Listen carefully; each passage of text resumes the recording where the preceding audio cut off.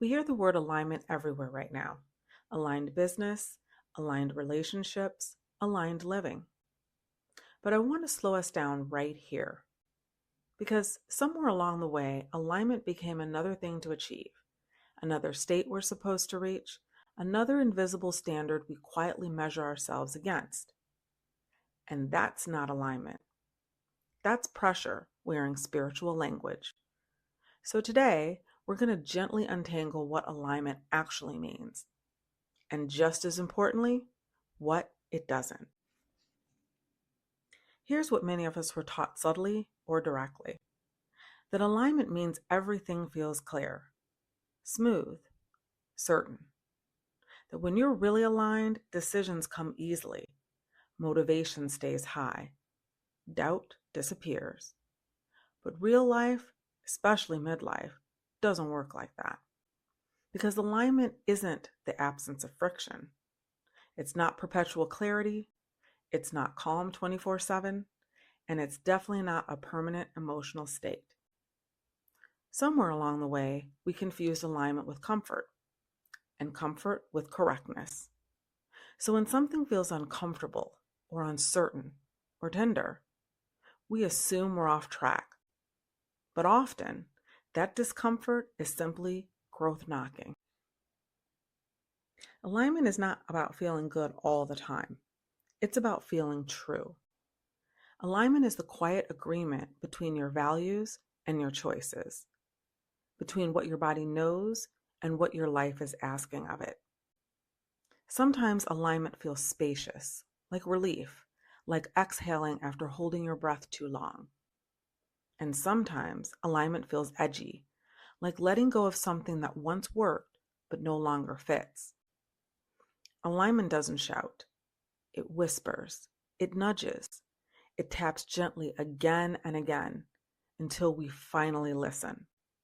And here's the part that rarely gets said: alignment often slows you down before it moves you forward, because your nervous system has to feel safe enough to release old patterns. Patterns like overfunctioning, overgiving, overachieving, overproving. So if your life feels quieter right now, less dramatic, less driven, less externally impressive, that doesn't mean you're stuck.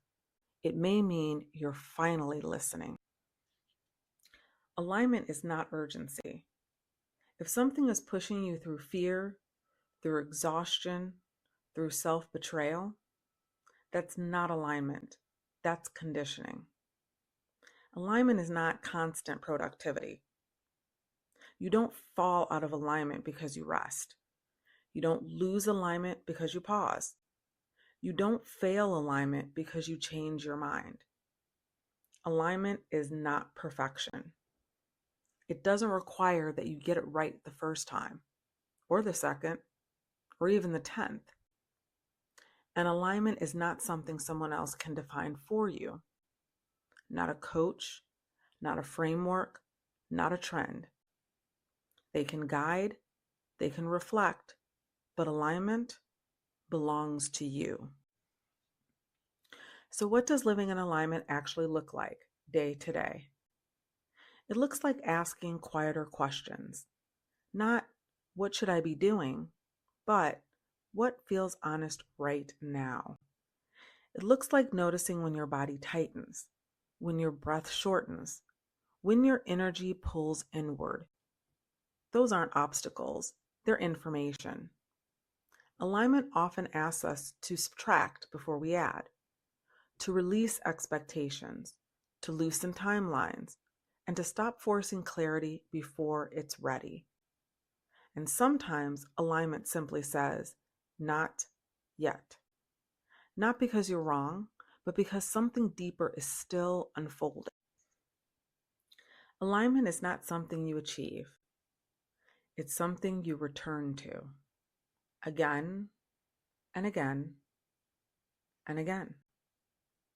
When you choose truth over performance, presence over pressure, self-trust over urgency, you don't need to chase alignment.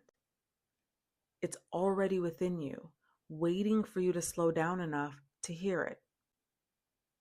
And for now, that's enough. Thank you for spending this moment with me. If these reflections speak to where you are, you're always welcome to return. This is a soulful space for intentional living, honest reflection, positivity, and finding your way back to what feels true. Until next time, stay rooted in soul and wrapped in joy.